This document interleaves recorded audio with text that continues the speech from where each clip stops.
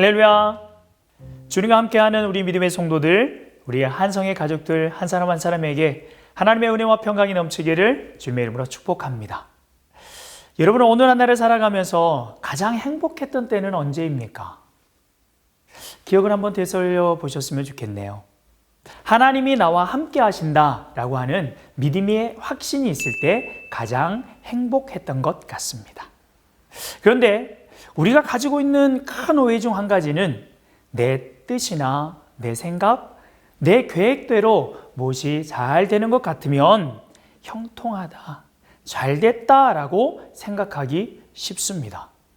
그러나 성경은 하나님의 뜻과 계획이 온전히 이루어지는 것을 잘 되는 것이다, 형통한 것이다 라고 말씀하고 있습니다. 우리가 잘 아는 요셉의 삶은 어떻습니까? 창세기 39장의 말씀을 보게 되면 요셉은 숱한 고난과 역경의 삶을 살았습니다. 그럼에도 불구하고 요셉의 삶을 평가할 때에 그 삶은 형통했다라고 말하고 있습니다. 왜 그렇습니까? 어디에 있든지 무엇을 하든지 하나님 앞에서의 삶을 살았고 하나님과 함께하는 삶을 살았기 때문인 거죠. 바로 하나님의 뜻이 있는 그곳에 하나님이 함께 하심으로 말미암아 아름다운 결과를 가져오게 되는 것이죠.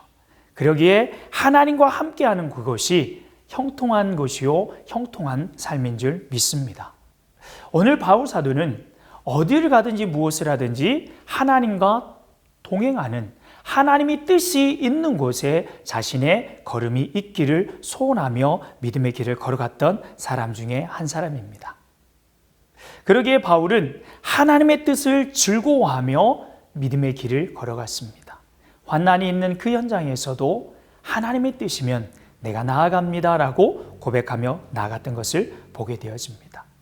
오늘 바울 사도는 2차 선교 여행을 마치고 이제 안디옥으로 귀환하던 중에 다시 예배소에 잠시 들리게 됩니다. 예배소의 사역은요 참 괜찮았습니다. 반응도 좋았고 유대인들은 바울이 예배소에 더 머물기를 원했습니다. 1차 전도 여행 때와는 사뭇 다른 긍정적인 반응이 있었던 것이죠. 그렇지만 바울은 이것에 대하여 연연하지 아니하고 그곳을 떠나갑니다. 21절의 말씀이죠. 만일 하나님의 뜻이면 너희에게 돌아오리라.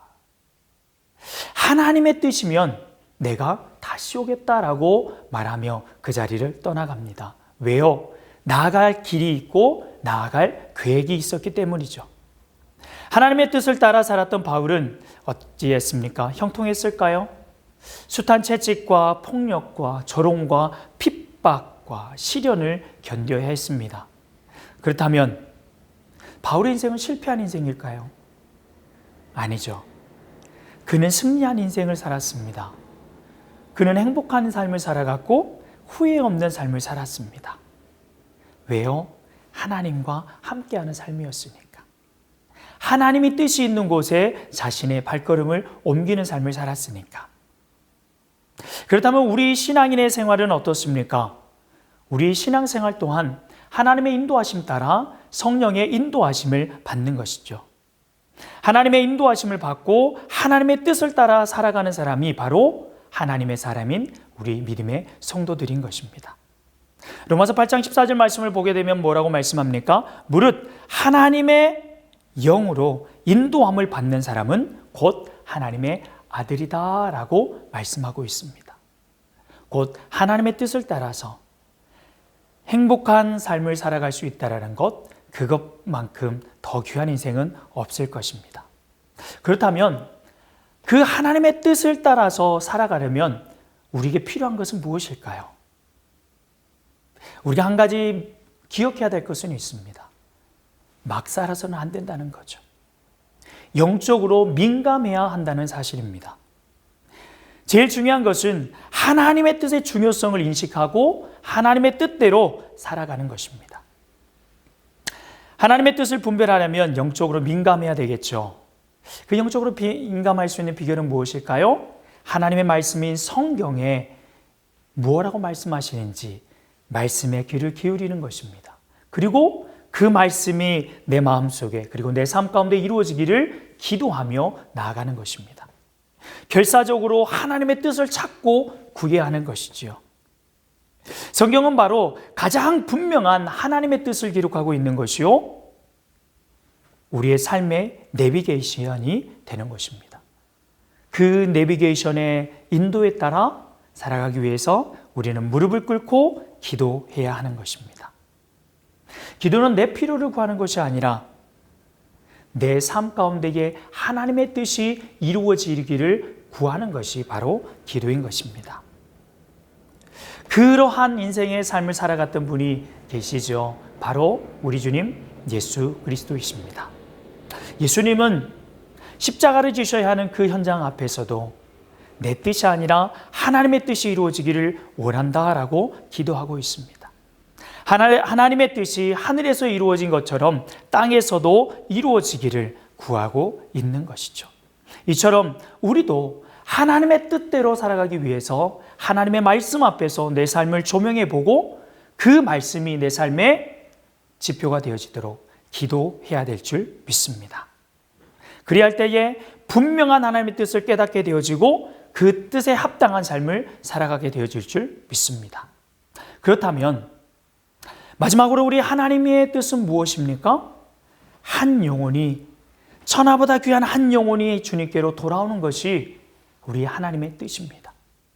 우리 예수님이 그 한 영혼을 위하여서 십자가의 길을 걸어가셨고, 바울 사도가 그 한 영혼 구원을 위하여서 고난이 있고 역경이 있는 그 현장에서도 주의 복음을 들고 한 걸음 한 걸음 걸어 나아갔던 것이죠. 디모데전서 2장 4절 말씀에 보면 이렇게 말씀합니다. 하나님은 모든 사람이 구원을 받으며 진리를 아는 데에 이르기를 원하시느니라. 바로 한 영혼 구원의 믿음의 발걸음을 내딛고 있는 것이죠. 바울의 삶의 원칙은 오직 하나님의 뜻과 성령의 인도로 하심을 따라 순종하는 삶을 살아가는 것이었습니다. 성도의 삶 또한 이와 별반 다르지 않을 것입니다. 예수님의 삶도 그렇고요. 요한복음 4장 34절에 예수께서 이르시되 나의 양식은 나를 보내신 이의 뜻을 행하며 그의 일을 온전히 이루는 이것이니라 라고 말씀하고 있습니다. 바로 하나님의 뜻을 이루는 것이며 내 삶 가운데에 그 하나님의 뜻이 이루어지기를 기도하며 나아가는 것입니다. 우리 믿음의 성도들의 삶도 동일한 삶이 되어야 할 줄 믿습니다. 우리가 정말 고민해야 될 것은 하나님의 뜻이 무엇인가 라고 하는 것입니다. 그리고 그 하나님의 뜻이 내 삶 가운데에 이루어지기를 사모함으로 기도함으로 나아가는 것이죠. 우리 믿음의 성도들, 우리 한 사람 한 사람이 정말 하나님의 뜻이 어디 있는가, 오늘의 삶을 살아가면서 자꾸 현실 가운데서 하나님의 뜻이 어디 있는가, 내 삶 가운데서 하나님은 어떠한 뜻을 이루기를 원하시는가 라고 하는 것을 우리가 생각해 보고 이 시간 겸손히 무릎 꿇어 기도할 수 있기를 소망합니다. 하나님, 하나님의 뜻이 내 삶 가운데 이루어지기를 원합니다. 함께 기도할 수 있는 저와 여러분 될 수 있기를 주님의 이름으로 축복합니다.